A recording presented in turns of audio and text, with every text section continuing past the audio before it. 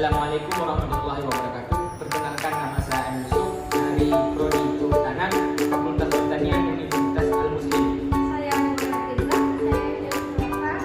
Kami dari kelompok 1 ingin menyelesaikan tugas akhir dari Bapak Dr. Andes Syifa Saputra, SPD MPD dengan MK Biologi. Hai, di sini aku bakal ngejelasin tentang biologi. Pasti kita nggak asing kan dengan kata biologi. Biasanya biologi itu berhubungan dengan makhluk hidup, struktur, fungsi, tumbuhan, asal-usul, evolusi, dan reaksi dengan lingkungan. Jadi tidak berhubungan dengan lingkungan saja, tapi banyak berhubungan dengan kata lain.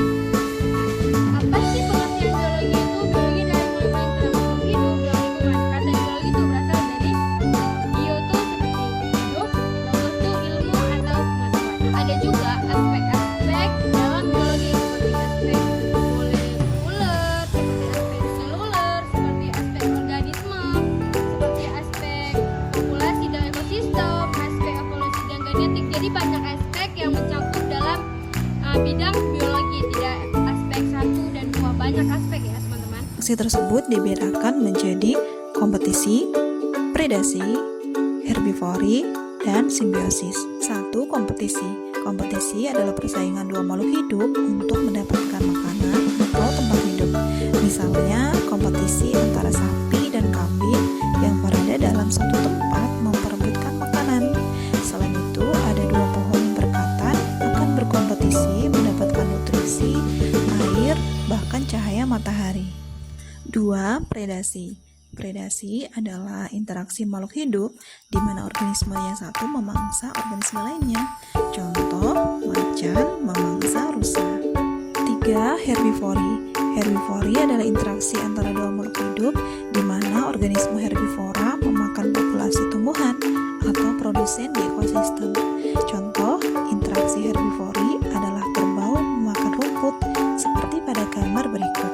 4. Simbiosis. Simbiosis adalah interaksi antara dua makhluk hidup yang sangat erat yang dibagi menjadi 3, yaitu simbiosis mutualisme, simbiosis parasitisme, dan simbiosis komensalisme. Perbedaannya, simbiosis mutualisme ini adalah interaksi yang saling menguntungkan antara dua makhluk hidup.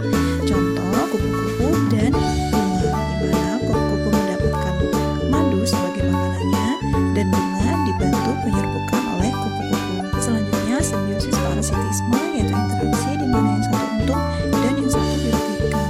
Contoh, antara nyamuk dengan kulit kita. Sedangkan simbiosis komensalisme ini adalah yang satu untung dan yang satu tidak untung maupun tidak rugi. Contoh, antara anggrek dengan pohon. Anggrek mendapatkan keuntungan karena terbantu menempel pada pohon untuk mendapatkan cahaya matahari dan air dari udara, sedangkan pohon tidak dirugikan karena anggrek hanya menempel saja pada batang pohon.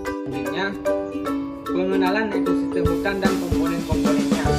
Ekosistem hutan adalah suatu sistem ekologi yang terdiri dari interaksi antar komponen biotik, hidup, dan biotik dalam suatu lingkungan hutan. 2. Dasar-dasar ekologi hutan, konsep ekosistem, komunitas, dan populasi. Kita akan mempelajari bagaimana tiga entitas ini saling berinteraksi dan membentuk suatu kesatuan yang kompleks dalam lingkungan hutan. Faktor-faktor biotik dan biotik, faktor-faktor abiotik dan biotik dalam ekosistem hutan. Kita akan mengeksplorasi bagaimana faktor-faktor abiotik seperti cahaya, suhu, air, dan tanah, dan abiotik seperti tumbuhan dan hewan, mikroorganisme, aliran energi dan siklus materi dalam ekosistem. Kita akan membahas bagaimana energi mengalir melalui rantai makanan dan bagaimana materi seperti karbon, nitrogen, dan air didaur ulang dalam ekosistem hutan. Yang saya bilang tadi, aspek biologi juga mencangkup segala sesuatu yang berhubungan dengan makhluk hidup dan kehidupannya. Ini termasuk struktur, fungsi, pertumbuhan, evolusi, interaksi, dan distribusi organisme. Pengelolaan sumber daya hutan secara bertanggung jawab. Hutan menyediakan berbagai sumber daya seperti kayu, hasil hutan non-kayu, dan jasa ekosistem. Ilmu biologi membantu memastikan bahwa pemanfaatan sumber daya ini dilakukan secara berkelanjutan. Contohnya, siklus hidup dan pertumbuhan pohon digunakan untuk merancang sistem tebang pilih dan rotasi pengembangan yang memastikan kelestarian hutan. Ada juga pemanfaatan hasil hutan non kayu. Biologi mempelajari tumbuhan penghasil produk non kayu seperti rotan, madu, atau obat-obatan. Agroforestry. Biologi mendukung pengembangan sistem agroforestry yang menggabungkan pertanian dan kehutanan. Misalnya penanaman kopi atau kakao di bawah naungan pohon hutan.